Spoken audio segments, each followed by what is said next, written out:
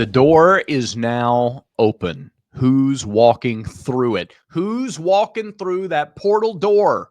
Who's walking out the portal door? Who's walking in the portal door? Now that signing day is in the rearview mirror, we don't waste a lot of time looking ahead. He's Zach Blackerby, or looking behind, rather. We look ahead. He's Zach Blackerby. I'm Brad Law. This is a brand new Village Vice. Yeah, don't look back there. Who cares about what's back there? Don't look back there. Look that way. Look straight ahead. There you go. There you go. Hey, listen, everybody, look at me. Look at me.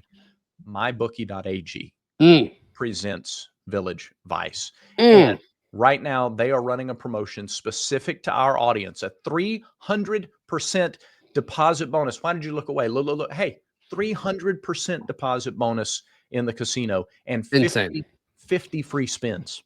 All you got to do is use the promo code next round. That's it. It's easy. Right down there at the bottom of the screen, sir. That's your promo code for mybookie.ag. Okay, Zach. Wow.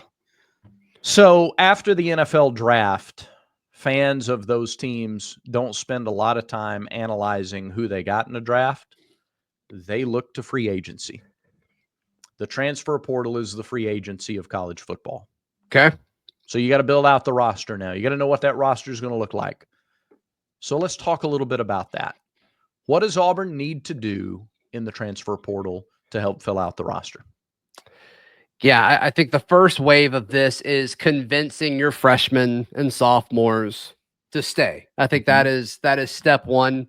And then you assess, okay, where do we need to go from there? I mean, obviously quarterback is going to be, objective number one. I think everybody agrees that left tackle is probably objective number two. I think after that, it veers off a little bit. I think you can make the argument for a running back, assuming somebody leaves there. I think you can make the argument for an outside corner. I think you can make the argument for defensive tackles or linebackers. To me, I think Auburn's going to have their hands full as far as filling out this roster over the next few weeks. That's interesting. I'm not all that worried about them filling out their roster. I think they will.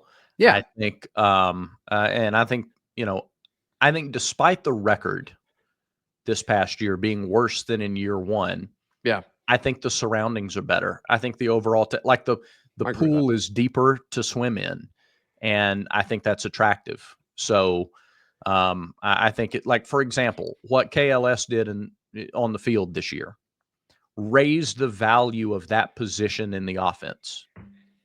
And so I think you're going to have even more attractive opportunities in the portal at wide receiver than a season ago. Yeah, and remember, we talk about this, you and I do, anytime the portal is opened, and this goes for guys either staying or leaving, as well as guys who may be interested in making Auburn their next school. Everybody is in the portal for a different reason. There's a bunch of different reasons to do it. So for the KLS, it sounds like NIL was important to him, but also putting enough on tape to where he gets drafted. Auburn was able to do that for him. Was Auburn the highest bidder for KLS? No, it was reported that Texas A&M offered him more money than what Auburn was able to do. And still, I can't imagine he regrets his decision. Some folks are going to enter the portal to get a bag. Some folks are going to enter the portal to compete for a championship, whether it's at the conference level or to make the college football playoff. Some folks are doing it for playing time just because they want to, not waste their eligibility at college football. Or some people want to say, hey, NFL, I'm going to give you as much tape as possible. Some people want to move closer to family. Sometimes it's, relationships with coaches, good or bad. It doesn't matter what it is. There's a million different reasons to enter the portal. So we always got to be careful with, casting these wide things of like, this is what Auburn can offer. Auburn can offer, I think, playing time at several key positions. I think Auburn could be super competitive on the NIL front. And I think Auburn can promise, hey, you're going to get more support here than you are pretty much everywhere else throughout college football. Yeah. The part of their pitch that they're not going to miss, and the guys who are transferring because they want to compete for a championship, that's going to be the part where it's going to be a little tougher for them to make that sales pitch. Yeah. Do you think it matters on the offensive line who stays and who goes? Or is Auburn looking for a starting tackle, do you think, like Dylan Wade's listed as a junior?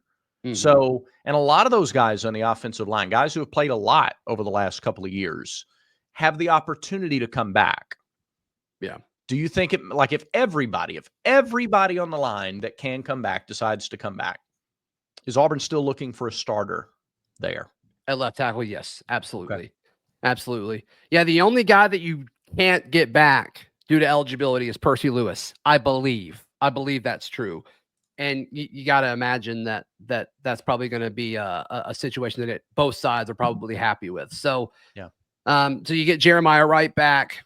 Isaiah Miller is listed as a senior. I did not think, I thought he was listed as a junior, but he's listed as a senior. So you may not be able to get him back either. Interesting. Yeah, I'm not positive on that one. But I mean, the discussion is they want 2 tackles. And I think you go out and get them. I don't think it means they're definite starters. If Dylan Wade is your best tackle, you keep Dylan Wade at tackle. Yeah. But they like Seth Wilfred. I can't wait to see Favor Edwin get more reps at tackle, the true freshman from a year ago.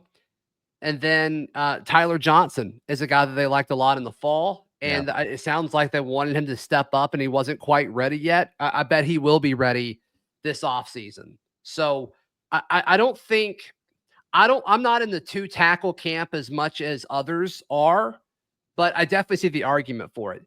Dylan Wade in this is fascinating because you don't know what he can do. Right. He's versatile. He can play left tackle and left guard, and you feel okay. You want him to play guard. That was the plan. That's why they went out and got Percy Lewis. But I mean, is Wade a surefire thing to be on the roster next year? I mean, it sounds like he was ready to take that next step in his career. Yeah. He could transfer. I don't know. So Dylan Wade, I think, is a big part of this. And so if that's the case, maybe you do definitely get 2 tackles, but you have to get a left tackle. You have to get a guy who projects as a starting left tackle in the SEC. Yeah, I think unless you have an all-conference caliber tackle on your roster already, any year that an elite tackle becomes available, the position's too important to pass it up. And you try to recruit up from what you have on your roster. And if it forces guys to compete harder and if it motivates guys a little bit more, great. That's a win for your program. And so I tend to agree. I think you're looking for tackles no matter who stays or leaves. And I might be in the 2 tackle camp. The other interesting one, and I know you've already talked about this a bit today because I listen to Locked On Auburn every morning, Zach. Hey, thanks, buddy. You help me with my planks. You know, I especially like him. Like, hey, get lower, please. Cornerback. Yeah. Are you necessarily looking for a corner if nobody leaves? Because you got 2 pretty good ones coming back from injury, and you have 2 pretty good ones who finished out the year. Like, we all think that Jay Crawford's ceiling is very high. It's tremendous. Sure. And Kayan Lee is a very good cornerback. And Champ Anthony is a very good cornerback. And we believe Tyler Scott is a good cornerback. The injury, we couldn't see him this year. We don't know. Yeah. Right. So how many, I guess the question might be, how many corners, assuming everybody's healthy, how many corners do you want on your roster that you feel safe putting in the game for meaningful snaps? Yeah, I mean, it was pretty consistent. Hugh Freeze's messaging early about how concerned they were from a depth point of view at defensive back, and obviously corner is lumped into that. So I can't expect them to ignore that moving forward. I do think they're going to lose some depth at that position, but all the guys you mentioned, I do expect to come back. But yeah, Kayan Lee and Jay Crawford are obviously going to be super, super crucial there. And this is the part of it where, like, the folks making this decision, Hugh Freeze and his staff, they're going to have more information about Tyler Scott and Champ Anthony's injury than we will, obviously, as they should. To me, if they just get 1 corner, I think it means good news on their rehab front, right? Like, I don't think that's a crazy thing to say. Yeah, agreed. Well, because if both those guys are back and they're 100% and they're ready to go, that's 4 before you even get into the freshman class. And I think you feel like if you felt good enough about certain members of this freshman class, the 24 class, seeing the field, and at the end of the year, you're playing half a dozen of those guys defensively the whole back half of the season. Yeah. There's absolutely members of this class that you'd feel good about as 5th or 6th corners. Yeah. Like Will Blake Woodby or Donovan Starr, now they're officially signed, will they be good enough to play right away? And I think they both show traits where it makes sense. I don't know if I want them starting day one. Yeah. But I do think they show traits where they can be, if those guys are your fourth and fifth corner, like I think that's fine. I don't see anything wrong with that. Yeah. And how many snaps a game are they getting as fourth or fifth corners? I mean, once you get to 4, 5, and 6, how much are you on the field?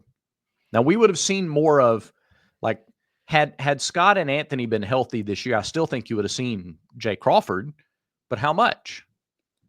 I don't know. I think we would have seen him about the same amount.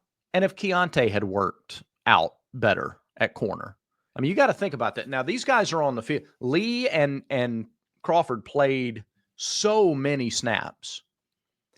How much of their snaps affected if Champ, Tyler, Keontae are either healthy or playing at a high level? So, let's go over this. Let's go over this then. Okay. So, tally these up if you're able to. I'm putting you on the spot here. But Antonio Kite played 196 snaps in 5 games. Oh, yeah. Obviously, he's gone. Forgot all about him. Just kidding. Keontae Scott in 9 games played 239 snaps on defense. Okay. So Jay Crawford played 502. You don't need to log that one. We're keeping him. I hope. So those are the guys you're leaving. And so, like, you look at it, and as far as total output, like Jay Crawford played 502, Kane Lee played 642. Who fills those other, what is that? Close to 500, 450-ish, something like that. So Kite played almost 40 snaps a game. Yeah. And Scott was like 26 a game. Okay. I'm guessing most of that was, like, I'm guessing earlier in the year there were a lot more snaps, and then then Keontae would play like a few snaps a game. Yeah, towards the end, right? So how do you replace that? Do you replace that all with Champ Anthony, which would make sense? How many snaps did Champ Anthony play? He is not listed as a corner on Pro Football Focus. So in his 4 games he played 126, and so that number probably gets closer up to where Kane Lee was and Jay Crawford is, 500 or 600. Yeah. And so, like, that gets you a good bit of the way there. So yeah, I don't know. I'm curious to see how high a priority corner is if you feel good about now. What they do in the portal at that position may say something about what they know about the recovery of. Agreed. Tyler Scott and Champ Anthony, because I think if those guys are healthy, that's a pretty good room before you even get to the true freshmen. Mm-hmm. I agree. Yeah. And I think there's a lot of defensive backs in this freshman class, but I think the 2 that are most likely to play this year are Woodby and Starr. Yeah. So we'll see. We'll see exactly how that translates to the next level. I want to ask about linebacker, but first, I would like for you to talk about Roback. And listen, we're getting down to under 3 weeks from Christmas now. Yeah. Buddy, I'm with you when it comes to those of you watching who haven't really gotten as far down the road shopping as you'd like. I'm with you. I can relate to that. All right, I'll admit it. Okay. It's time to go to roback.com. Yes, roback.com it's kind of like a little bit of a cheat code when it comes to Christmas shopping, because you can just do it from your phone. Their mobile app is very user friendly. But yeah, just go to roback.com, RHOBACK.com, and no matter who you're shopping for, there's going to be some really nice, high quality stuff for you. But and we don't want you to pay full price for it. Use promo code VICE20 to get 20% off your order. There's going to be a default code that's like their site-wide promotion. When you go to checkout, remove that code and then add our code VICE20 for 20% off your order over at roback.com. Okay. Eugene Asante, Austin Keys, Dorian Mausi. Who else am I missing? Fanaje Gote, who played a little bit late. Those are linebackers that are all out. They are out of eligibility. How many portal linebackers do you think Auburn goes after? Or is it Robert Woodyard and freshmen and sophomores next year? And Riddick. Yeah, freshmen and sophomores. Got it. Yeah. I think you have to add at least one. They may add 2. I mean, I was surprised when they added Gote last year. So I think that kind of gives you a glimpse on like what this staff thinks about linebacker and how many they actually want. There's also some questions on like Joe Phillips, I think is interesting to be in this part of the conversation, because is he a linebacker or is he an edge guy? I think that'll be a conversation that's had amongst the coaching staff and of course with him early in the offseason. And that's kind of one of those things where like, man, I really wish Auburn made a bowl so you could kind of get guys in certain spots and prep them for spring, but that's not going to happen. So he's listed as an edge guy right now, but again, you got spring and you can always move guys around. Sure. No question about it. He's athletic enough where he could do whatever you want him to do. But my guess is he's an edge guy. But there were parts of his recruitment where he wanted to be a linebacker and all of that, which is totally fine.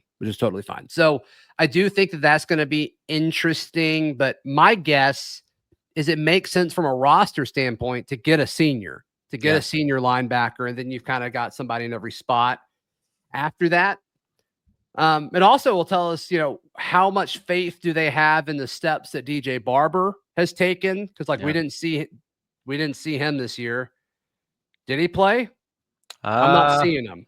Not if he did, it was well below the redshirt limits. Yeah, he played 2 snaps on defense. He may have played special teams. I only have defensive snaps in front of me. But does DJ Barber take a big step from a freshman year to a sophomore? I think that'll kind of give us some insight as to how they maybe feel about that. Or is Elijah Melendez ready day one? Physically, he looks it, but mentally, I mean, linebacker is so much of both. You got to be smart and physical and just be able to react so quickly. So I think 2 is my safe answer. But if they just get 1 and choose to go young at the position, I don't think it would be the end of the world. Yeah, my knee-jerk reaction is you need at least 2, because when you go to do the snap count for those guys, particularly Asante, Keys, and Mausi wound up being one of the biggest impact guys out of the portal last year.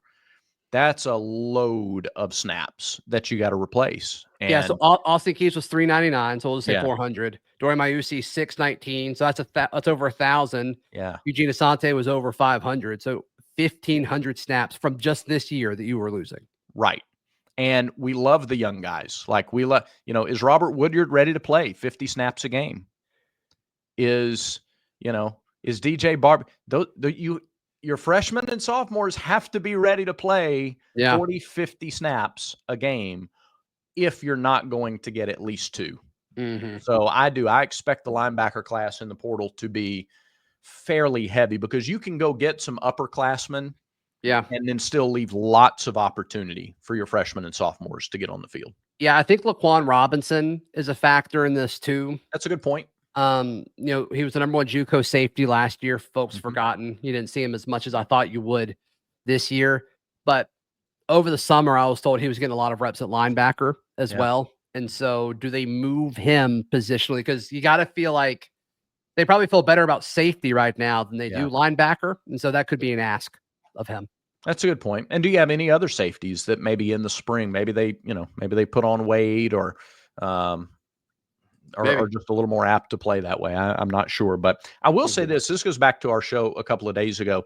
The development of the linebacker group under DJ Durkin's tutelage and the development of the secondary under Charles Kelly and Coach McGriff, like that's, if you have young players playing, you don't have to go too far back to find examples of young players playing and getting better. So, but I think you get a couple at the linebacker spot. What about running back? We'll kind of wrap it up with running back talk here. If everybody stays, do you need a running back? If everybody stays, do you need a running back? Yeah. You would have, so it would be Damari, Jeremiah, and Alvin. You need 4. Yeah, I agree. You need 4. Now, will Auburn pick up another high school guy in a few months? Possibly. That's been discussed. If you want more info on that, head over to thebarnauburn.com. But I don't think that really impacts this year's team. So the 2025 Auburn Tigers. So, yeah, I think you get somebody regardless. Yes. Yeah. I agree. And I hope it was somebody that Auburn played against last year. Yes, I'm with you. If I have my pick, I know a guy. So Hardy from ULM, that guy is good. Oh, he followed a bunch of Auburn media people the other day too. Did he really? He did. Well, that's a really good job of reading the tea leaves there. Usually a good sign. He was very, very good. Yeah, there are some guys who just look different in person, and he just looked different in person. I'd agree with that. Yeah, and I mean, I would imagine running back will be one of the easier positions to fill via the portal. I mean, it just seems like so many do it, and you also, I would think it'd be easy to get guys that were or have been good at a lower level of competition, and say like, "Come do it here." I mean, I would think they would do that in a heartbeat. So you're not going to wear your body out either. You're only going to get 13 carries a game, so it'll be fine. Oh man, wow! Little grenade right before the last topic of the day. Dang. Yeah, the NFL draft loves our offense because Jarquez Hunter is like, yeah, he's got plenty of touches left in him. Fresh as a daisy. Yeah, sorry. Too soon. Too soon. You're fine. Too soon. Too rough. Too soon. I don't have anything else to say on that. Do we want to talk basketball, or do we want to save that because that portal conversation was a bit longer one than I expected. Basketball was fun. It was fun. The broadcast aspect of it was super electric with the crowd and all of that. And Auburn was obviously well represented. It sounds like the Auburn contingent there impressed the Duke fans that were there. So that's always kind of cool. Yeah. Look, they're big, they're athletic, they're good. If we played that game 4 more times at Cameron Indoor, if you play 5 games there, we win 3-2. 3-2 or 4-1 them. If you play at Neville Arena, it's 3-2 or 4-1 us. Play on a neutral floor, I got no clue. Oh, I think we win 3-2 there. I think we win 4-1 at home. I love that. Okay. I think we were the better team. I don't disagree with that, but there's magic. A team that has that good of a home court advantage, they just play with a different level of magic. I mean, that dude that hits 1,000 threes in the first half. Yeah, I mean, it happens. Yeah, it happens. Kind of stuff. So the fact that Auburn got it back within 2 with a few minutes left to go, and then I mean, they had multiple chances to like do something, and those were like some of their worst possessions of the game. That was frustrating. But I think when you do that and you couple it with, Duke having that guy scored 18 points in the first half or whatever, and then a lot of the supporting cast for Auburn didn't step up, but you're still talking about a team that scored as much as they did against like the best defense in college basketball. It's like, all right. Great. Teams are averaging like 51 points against Duke at Cameron Indoor. Yeah, and our offense looked rough. And it was 78, 84. Is that the final? Yeah. It's like, okay. Like, it stinks you lost. It would have been really cool to win that game, but I'm not upset about it. No, nobody's going undefeated in college basketball. It's just not happening. And so I think if you said I'm going to give you 8 games, you're going to go 7-1 in those games. You knock people down to sign up for that. Yeah, I mean, especially when the talk all offseason was Auburn's toughest non-conference ever. And it's like, let me just ask you, does Auburn beat Ohio State in Atlanta? Yes. Do they beat Purdue in Birmingham? It's a closer game than Ohio State, but yes, I'm really impressed with Purdue. Yeah, but I'm taking Auburn in Birmingham. Yes, I am too. And so, like, we've got 5 games left.